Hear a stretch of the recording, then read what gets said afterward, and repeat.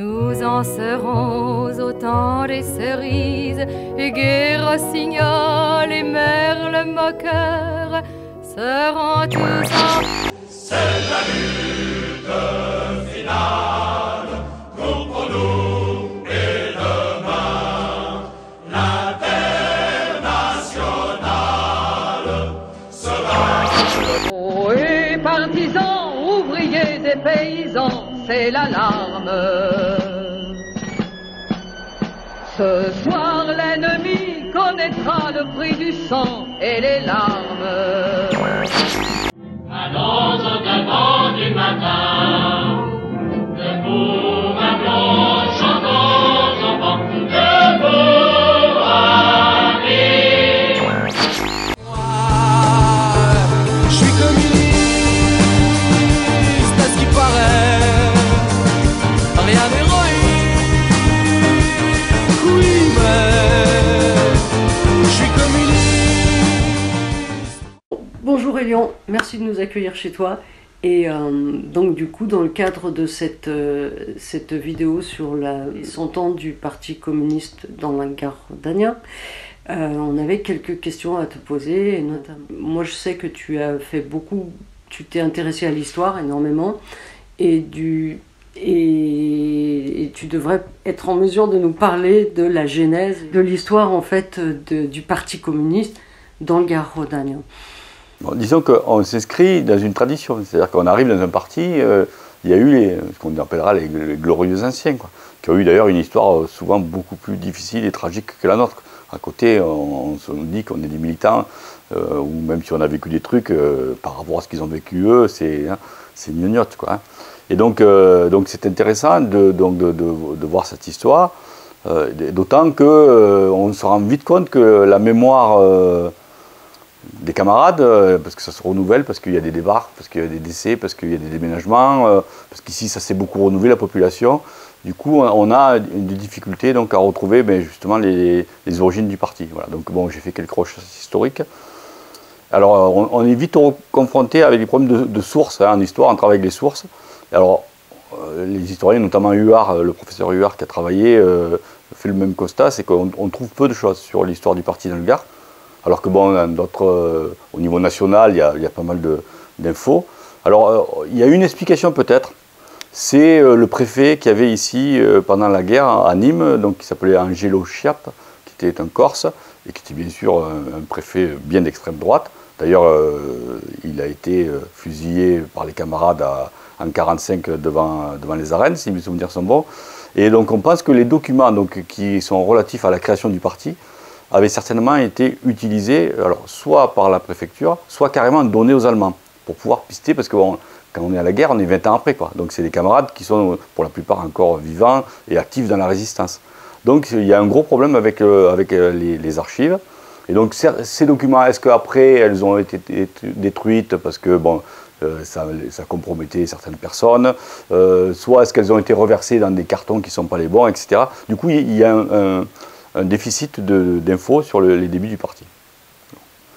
Alors c'est pas la seule raison, parce que bon, les camarades, ils s'inscrivent pas dans l'histoire, ils la font, hein, ils sont actifs, mais ils sont pas dans la réflexion sur la postérité, et donc souvent c'est ça le problème aussi. Hein, les camarades, les vieux camarades, quand on les interroge, ils ont des souvenirs à l'appel, mais une fois qu'ils sont plus là, on se souvient vaguement, et là, entre ceux qui ont fait le début, c'est-à-dire il y a un siècle, hein, et même ceux qui, jusqu'à la guerre, quoi, 80 ans, ben c'est déjà beaucoup, c'est même beaucoup trop, et donc du coup, souvent on a peu d'informations. Oui, Elian, est-ce que tu as, toi, des renseignements sur la naissance du Parti communiste dans le Gard rhodanien? Bon, disons, on disait à l'instant qu'on n'avait pas trop d'archives, mais enfin on a quelques éléments quand même. Donc bon, pour faire court, hein, le congrès de Tours, d'ailleurs au passage, le congrès de Tours, il se déroule entre le 25 décembre et le 30 décembre. Hein. Donc ça veut dire qu'à cette époque-là, les camarades, ils n'avaient pas trop le souci de faire le réveillon en famille ou le repas de Noël en famille. Il y a vraiment des préoccupations. On voit qu'aujourd'hui, personne n'aurait idée de programmer un congrès à ce moment-là. Donc on voit bien que hein, parfois, on n'est pas dans les mêmes logiques. Et donc, en fait, ce congrès-là, c'est le congrès de la SFI, ou le Parti Socialiste, hein, donc qui se scinde. Alors, en gros, on va dire, il y a trois motions. Hein. Mais il y en a deux principales, c'est celle Blum, donc qui donnera le Parti Socialiste, et puis celle Cachin, Frossard, donc qui donnera le PC. Et donc, bon, ça éclate à ce moment-là. Il y a une troisième qui, entre ceux qui sont, on va dire, le cul entre deux chaises. Mais bon, c'est ces deux-là les principales. Et on voit bien que nous, dans le Gard, et déjà le Gard rhodanien, il n'y avait déjà pas beaucoup de militants socialistes. C'était quand même une terre qui était quand même, on va dire, un peu de droite ou radicale, mais il n'y avait pas énormément de socialistes. Le fait que ce ne soit pas industriel, parce que bon, nous, aujourd'hui, on connaît le Gard rhodanien avec Marcoule ou la sidérurgie à l'Ardoise, mais tout ça, ça n'existait pas à ce moment-là. Donc on voit bien que les bastions, entre guillemets, c'était plutôt les territoires industriels, donc dans les mines du côté d'Alès, la Grand-Combe, etc. Là, on voit il y avait un fort contingent. À Nîmes, c'était pas mal organisé. Ici, c'était plus difficile. Donc ici, on avait plutôt un monde rural. Donc il y avait quand même un historique, on va dire, de gauche quand même avec la paysannerie, parce que bon, il y avait eu des crises. Bon, l'agriculture, c'est comme l'économie, hein, c'est des crises successives. Mais ici, il y avait quand même eu le phylloxéra au XIXe siècle, puis il y avait eu la révolte des vignerons en 1907. Et donc cette révolte des vignerons, c'était ici dans le Gard, c'était important aussi quand même. Et puis il y avait l'embryon des caves coopératives. Parce que ce qu'on oublie aujourd'hui, parce que malheureusement la plupart des caves coopératives sont fermées, mais c'est que quand même c'était une idée un peu collectiviste et un peu de mettre en commun, quoi, hein. Donc c'est une idée socialisante. Et donc les premières sont nées dans l'Hérault par exemple, Morassan, etc. Morassan. Mais il y en avait ici qui commençaient à poindre. Donc, mais il y avait celle de Cavillargues, ouais, voilà, en 14 ou en 16, je ne sais plus. Donc ici, il y a cette idée-là quand même, hein. Ils sont quand même organisés, et il y a certains agriculteurs de gauche. Voilà. Et donc c'est autour de ces personnes-là que ça s'est fait. Et ici, on a deux figures, deux personnalités. Donc il y avait d'un côté, alors il y avait Compère Morel. Compère Morel, c'était un socialiste qui était originaire de l'Oise, qui n'avait jamais pu se faire élire chez lui, et qui avait été, donc, on dirait aujourd'hui, parachuté, sans doute. Alors je ne sais pas comment il était venu ici dans la région. Et donc lui, il était spécialisé dans les questions agricoles. Donc là, on était dans un territoire agricole. Et lui, d'emblée, il a été opposé à la création du PC. Donc c'est-à-dire qu'il y a eu la guerre, voilà. La gauche, à l'époque, elle n'était pas unie, on va dire. Et donc on a ce fameux Compère Morel, là. Je crois que son prénom c'était Adéostat. Alors c'est rigolo parce qu'ici à Bagnoles, il y a un rond-point qui s'appelle donc Compère Morel, c'est celui de Paniscoul là-bas. Et puis bon, on va voir qu'il évolue vers la droite et vers l'extrême droite. Parce que bon, ensuite il est passé dans le Parti Socialiste de France, qui était le parti de Marcel Déat, qui en fait est un parti fasciste. Hein. C'est ça. Et à la fin de sa vie, il soutient l'action de Pétain. Donc voilà, donc bon, c'est pour ça que quand je vois ce rond-point, je ne sais pas qui a décidé de le baptiser, ce rond-point, mais je ne sais pas s'ils savent vraiment. Et oui, il a été député socialiste, effectivement, mais après il a évolué, voilà. Et donc, pour les nôtres, on va dire, celui qui est donc l'embryon du parti dans la région, donc c'est aussi un paysan, et c'est Célestin Kéran. Alors Célestin Kéran, il était paysan, ou alors ouvrier agricole, mais bon, en tout cas, il était maire de l'Irak. Et puis derrière, il a été aussi conseiller général du canton de Roquemaure. Voilà. Et donc c'est autour de lui que s'est fait donc, la création du parti. Parce que dès que cette motion-là passe, lui, il essaye d'organiser. Et il est convaincu que ceux qui sont restés socialistes se trompent ou ont été trompés par notamment Compère Morel, parce que c'est un peu la guerre entre les deux.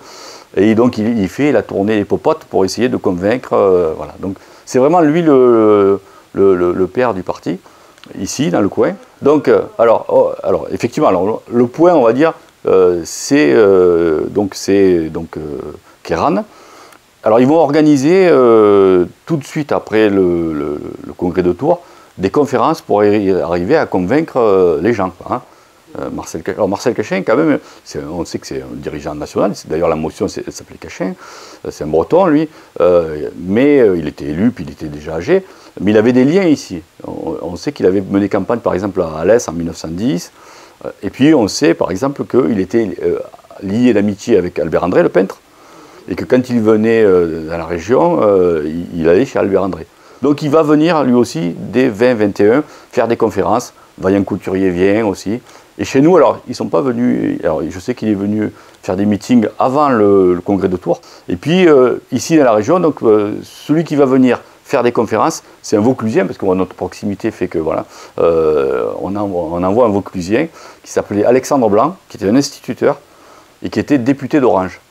Donc à Orange, à l'époque, il y avait un député communiste. Et donc lui, il vient à Roquemaure, parce qu'il n'y a qu'à le pont à traverser, quoi. Il vient à Bagnoles, il vient à Pont, et ils font des conférences donc pour essayer de faire démarrer le parti. Et donc là, on a ce noyau de gens qui étaient, donc on a dit des petits paysans, socialistes avant que le PC existe, et qui basculent et qui deviennent donc communistes. D'accord.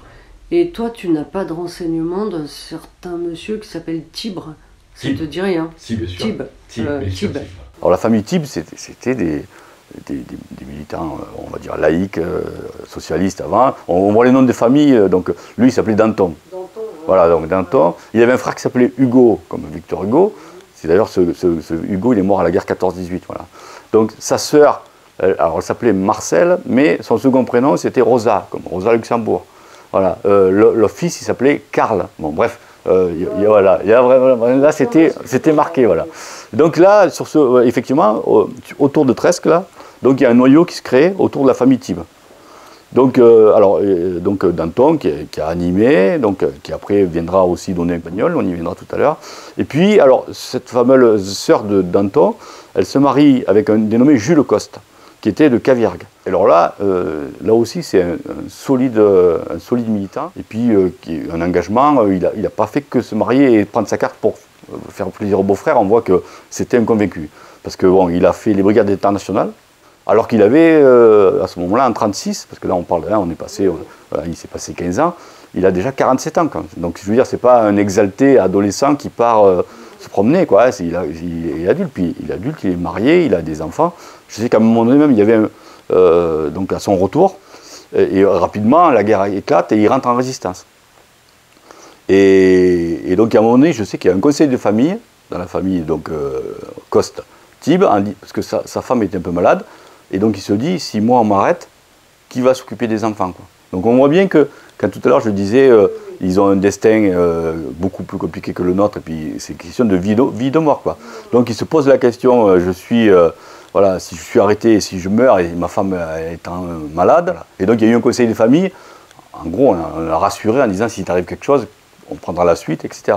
Donc voilà, c'est des gens gonflés. Bon, voilà. Et puis il va se passer ce qui devait se passer, c'est-à-dire qu'il sera arrêté, il sera déporté, et il est mort en déportation. Donc là c'est les travaux de Mireille Justamont qui a permis de retrouver ce personnage intéressant. Alors on sait qu'on avait des camarades à Gaujac, il y avait un dénommé Deleuze, il y avait un dénommé Delègue, il y en avait du côté de Conneau, il y avait Monnier qui était le boulanger, un dénommé Catabrini, on sait qu'il y a aussi un dénommé Bousquet, je crois, Léon Bousquet. Donc voilà. Mais malheureusement, souvent, ça ne reste plus que des noms, quoi. On ne sait pas ce qu'ils ont fait. Puis après, ensuite, effectivement, il y a cette histoire de la clandestinité du parti. Pendant la guerre, le parti est interdit, donc il n'y a pas besoin qu'on sache qu'on en est, etc. Donc il y a peut-être des choses qui ont été détruites. Puis après, il y a tout simplement les familles qui n'ont pas forcément conservé les choses. Moi, je sais que j'avais contacté le fils de Danton Tib, voilà, et qui m'avait dit, mais non, on n'a rien conservé, quoi. Donc, bien, tu pourrais nous parler donc des camarades de Bagnoles et de comment est-ce que Bagnoles s'est créé.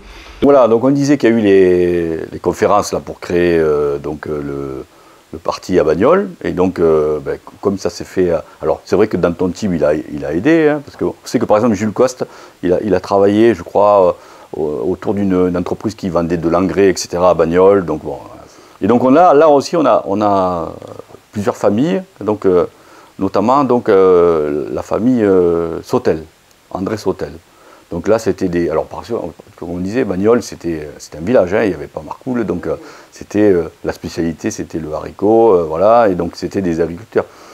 Et donc, ce fameux Sautel, sa famille avait des terres et faisait les haricots, etc. Et donc, pareil, c'est une famille, on voit qu'il plonge dedans tout de suite, hein. Alors lui, il est très jeune, hein, parce qu'il est né en 7.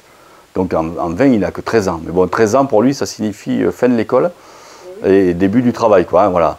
Et donc ils sont embarqués là-dedans, petit à petit, et Sautel, lui, donc il va se passionner pour ça, et il va se rapprocher d'un Alésien qui s'appelait Gabriel Roucotte, et qui était lui aussi un spécialiste des questions agricoles.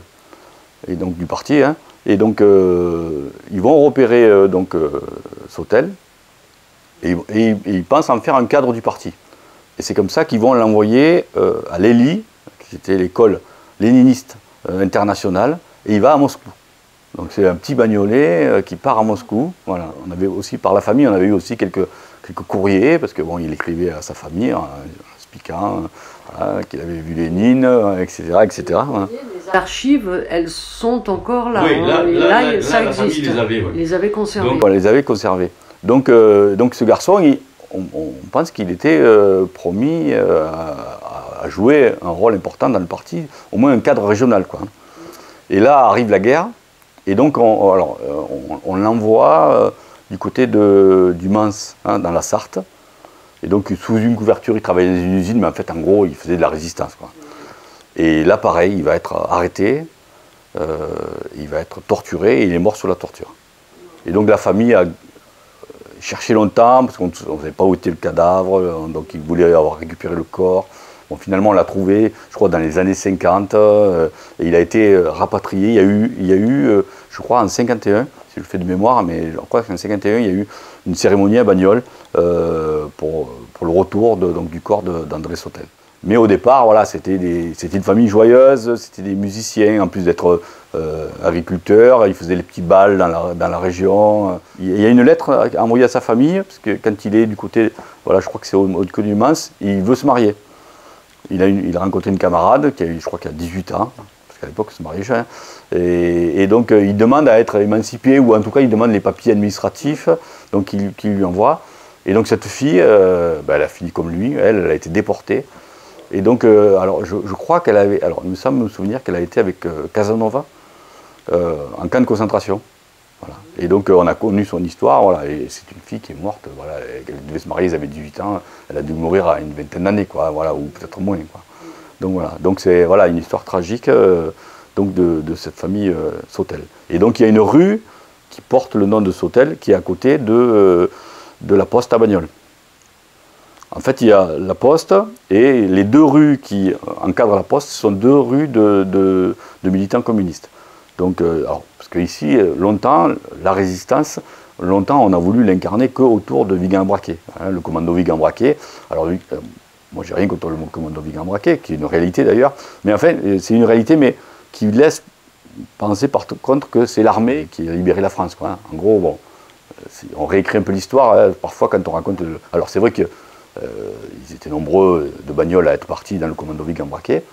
Bon, mais surtout, ça avait l'avantage d'occulter la résistance communiste, parce qu'on n'en parle jamais, voilà, d'accord. Donc bon, qu'on le veuille ou non, qu'on aime ou n'aime pas les communistes, la résistance communiste, ça fait partie quand même d'un gros pourcentage des bataillons des résistants, hein. Et là, moi, je sais que, par exemple, quand François Hollande a fait rentrer des résistants au Panthéon, il y a, je sais pas, 2-3 ans, et qu'il a oublié de faire rentrer des résistants communistes, moi, personnellement, je l'ai assez mal vécu, quoi, parce que j'ai rien contre ceux qui sont rentrés, parce que ceux qui étaient rentrés, ils avaient toute leur place.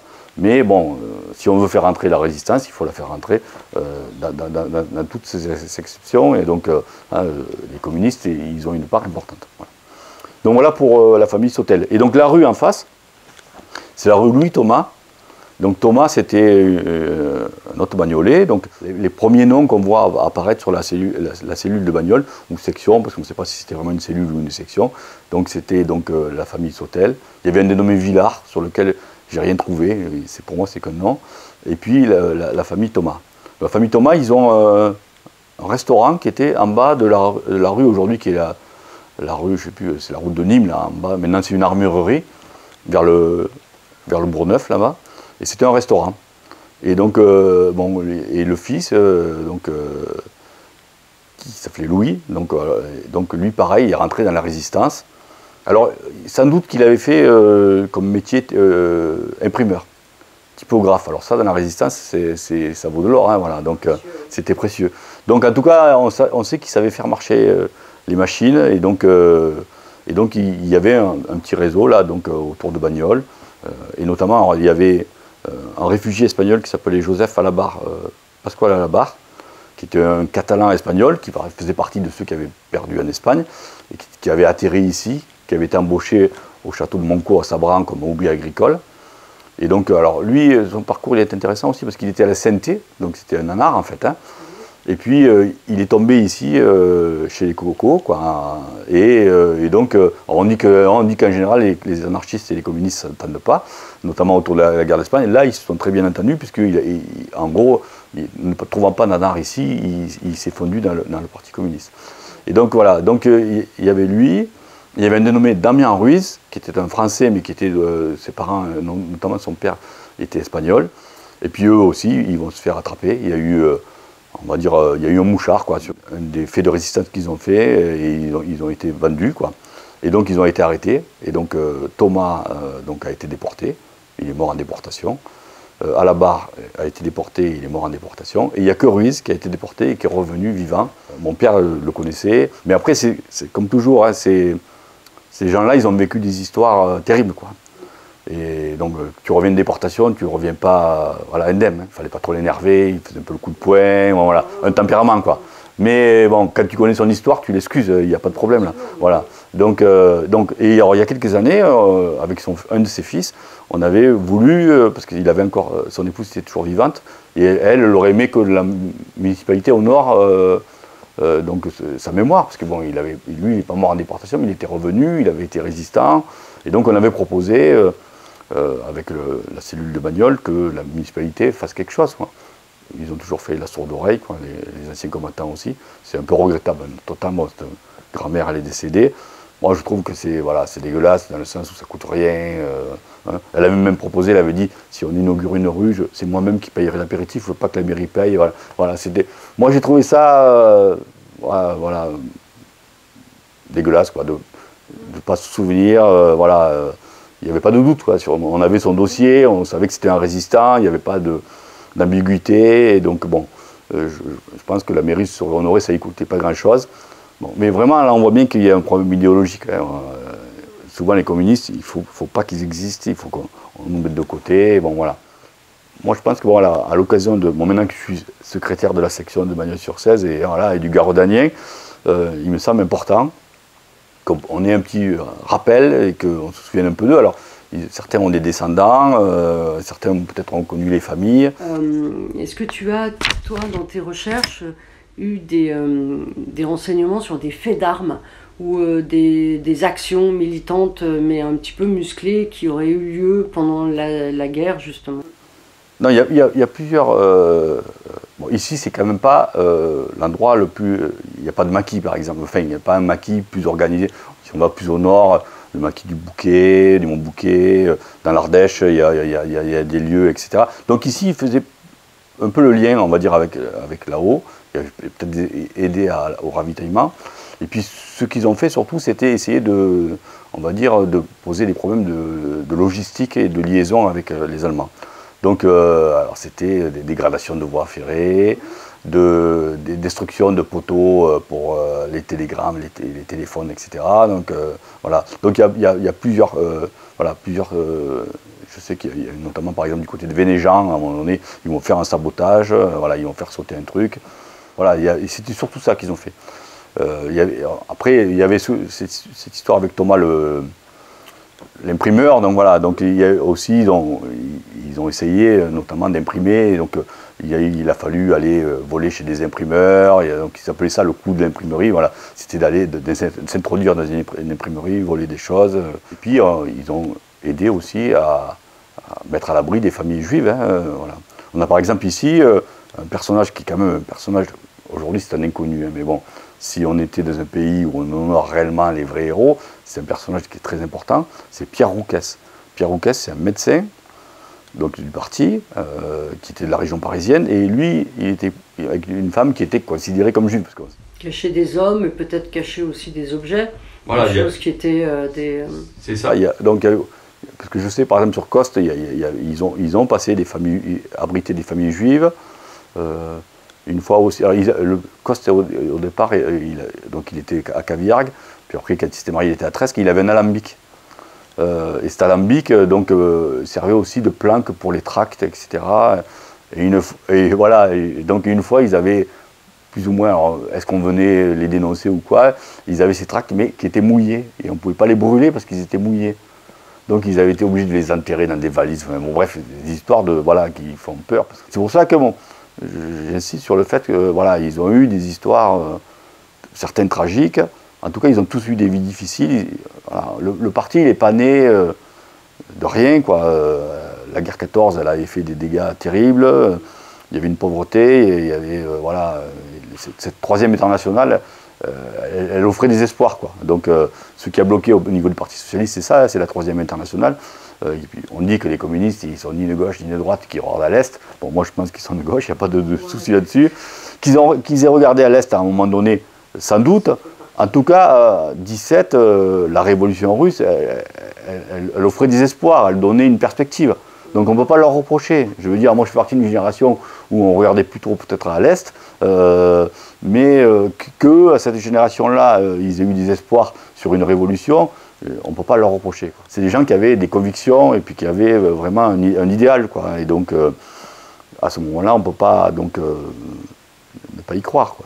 Mais tu vois, dans ton travail de recherche, est-ce que tu retrouves souvent le démarrage de la camaraderie dans la guerre de 14? Est-ce que c'est chaque fois, la guerre de 14-18 a été tellement difficile et tellement abominable que souvent c'est là qu'on saute le pas et qu'on devient communiste plutôt que rester socialiste? Non mais c'est évident, c'est évident.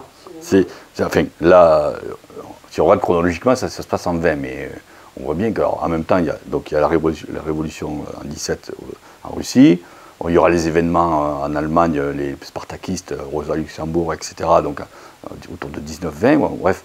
Il y a un moment de révolte là, il y a un moment, ça bouillonne, hein. Alors souvent on ne retient que la révolution russe parce qu'elle a marché, entre guillemets, et on oublie le côté allemand, parce qu'ils se sont fait massacrer, hein. Rosa Luxembourg, même si c'est une femme, ils n'ont pas raté. Donc effectivement, il y a un bouillonnement. Effectivement, donc Jaurès, tout le monde essaye de se le récupérer, les socialistes et les communistes. Bon, on ne peut pas faire parler les morts, il est mort avant la guerre, mais bon, il est mort parce qu'il était pacifiste et qu'il refusait la guerre. Bon, voilà. Alors, soi-disant, les autres étaient persuadés qu'elle serait courte et que, voilà, on a vu ce que ça a donné. Puis bon, la boucherie que ça a été. Aujourd'hui, les gens disent, ah oui, mais quand même, sur le virus, hein, c'est pas très dangereux, on est trop prudent, etc. Alors c'est vrai qu'il y a 100 ans, même la veille de l'armistice, pour négocier mieux, on était prêt à sacrifier des types en disant vous sortez de la tranchée, alors qu'on savait qu'on signait le lendemain. Bon, voilà. Aujourd'hui, tant mieux si les pays sont plus capables de faire ça. C'est-à-dire que si on a un peu plus de prise en compte de l'humain, etc. Mais à ce moment-là, on ne calcule rien. Alors, souvent en caricature, on dit les hommes ils sont partis la fleur au fusil, ils étaient persuadés, etc. Bon, on leur avait bourré le mou depuis la guerre 70 quand même, hein.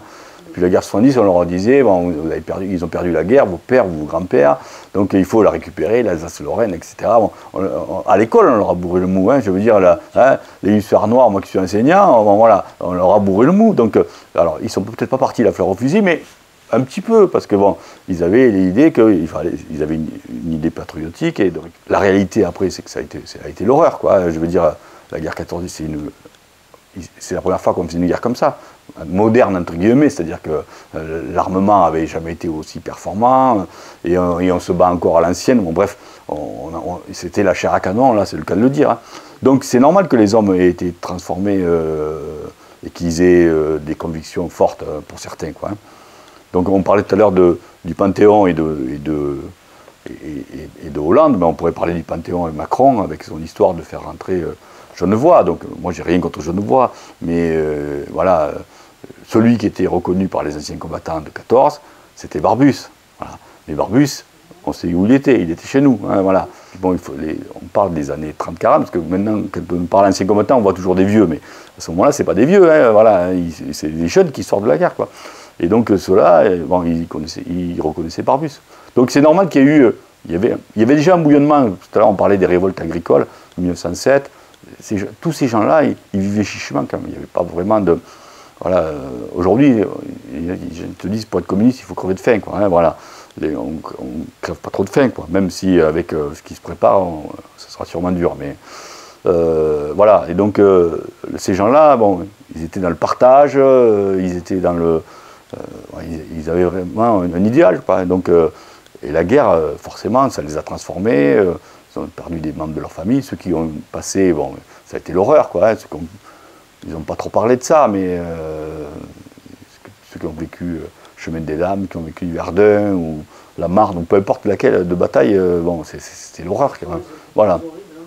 Puis ça a duré, quoi. Parce que bon, ça devait être court, ça a duré 4 ans. Voilà, les conditions, mais ne serait-ce que d'hygiène, de froid, de chaud, l'été, bon, bref, c'est l'enfer ce qu'ils ont vécu. On serait incapable aujourd'hui, on serait incapable de vivre ça, quoi. Ils ont enduré des choses incroyables, quoi. Hein. Donc c'est normal qu'il y ait eu derrière une volonté de construire autre chose, quoi, hein, qui, de mon point de vue, est toujours d'actualité, même si le monde a changé, voilà. Et donc, on a 100 ans, ces copains-là, ces camarades-là, bon, ils ont une trempe, une envergure, et c'est dommage, voilà, qu'on en ait oublié certains d'entre eux, même la plupart, hein, parce que bon, c'est ça, ils sont passés à l'as, mais bon, ce qu'ils ont fait, c'est beau. Même si nous, on n'est pas la région la plus ouvrière, la plus rouge, on va dire, voilà. C'est d'autant plus méritoire, parce que quand on prêche dans le désert, c'est encore plus dur. On en sait quelque chose. À ton avis, dans les recherches que tu as faites, est-ce que rentrer dans la résistance en tant que communiste, c'était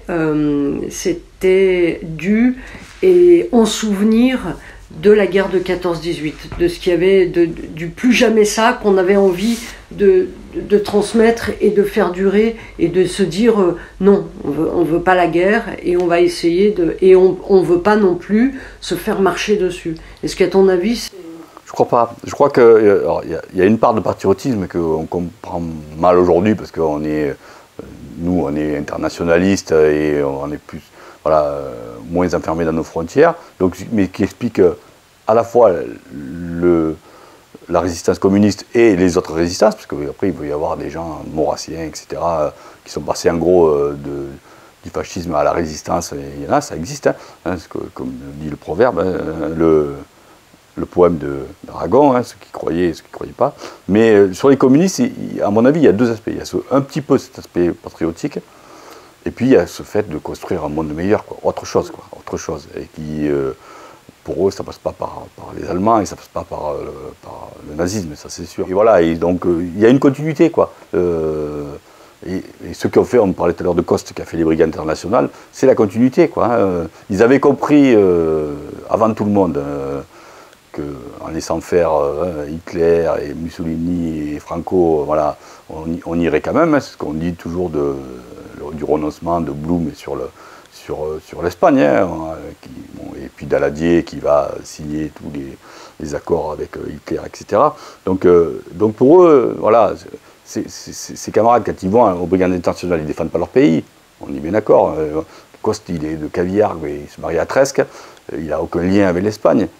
Qu'est-ce qu'il va faire là-bas? Donc il va bien poursuivre un idéal, quoi. Hein. Donc il ne défend pas son précaré ou ses champs ou son pays. Donc voilà, donc c'est une autre logique. Donc voilà, donc ils sont dans un combat politique, clairement, quoi, et dans la recherche d'autres choses, quoi. Donc on y met tout ça, on y met la révolution russe, et on y met la recherche d'un idéal, quoi. Et donc ils ont bien compris que le premier ennemi, c'était l'extrême droite.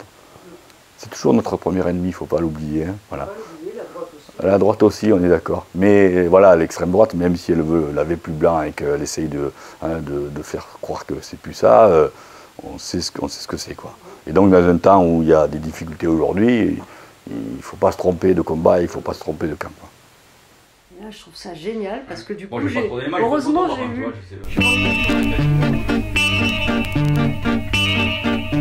Jamais on ne se réveillait au jour d'été de 36 que pour un 14 juillet le soleil couleur de maïs ne s'était couché de l'année sur nos pancartes de promener. Perpétuel temps des cerises, c'était un grand bal bleu et blanc dans la ville en bras de chemise sous un ciel plein de cerfs-volants. Prenaient de nous leur vol oblique, les chansons de la République. C'était un grand bal bleu et blanc sous un ciel plein de cerfs-volants.